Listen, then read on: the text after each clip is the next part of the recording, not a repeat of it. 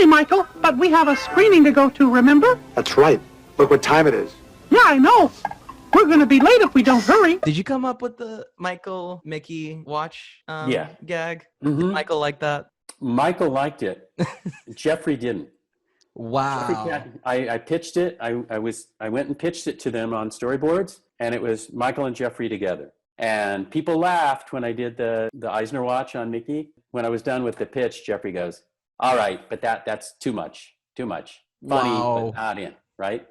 So then the meeting's over, and I'm like, oh, and then I'm walking down the hall, and Eisner comes out of the office, and I go back and go, "Did you like the watch thing?" And he's like, I liked it. And I said, "Well, I'd like to keep it in." He went, "I liked it." And I went, "Okay, I'm keeping it in. You liked it. I'm keeping."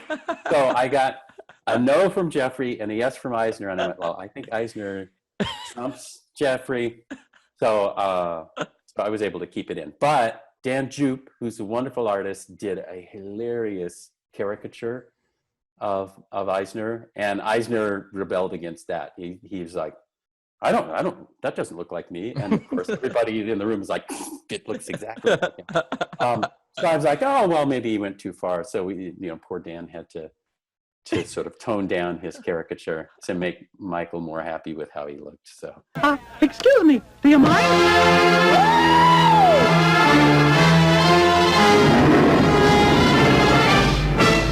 Excuse me, will you sit down, please? You're blocking our view. Ooh, sorry, Mr. Eisner. Excuse me. It'll never happen again.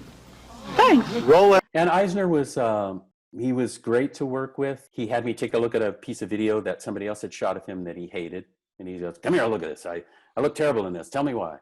So I go through and it's like, well, for one thing, they didn't commit to what kind of attitude you should have. You're sitting at a desk, but you're kind of half sitting back. You should have either been at a desk sitting forward and like really addressing us, or you should have been not at a desk at all and being casual. They had to kind of mix messages and blah, blah, blah. I gave him a few things like, you're right. Okay. I'm stiff as a board. You got to work with me. I'll do anything you want. Man, he kept his promise. He did not like look at the time and get impatient. He sat through, in one case, 39 takes of a single complex shot.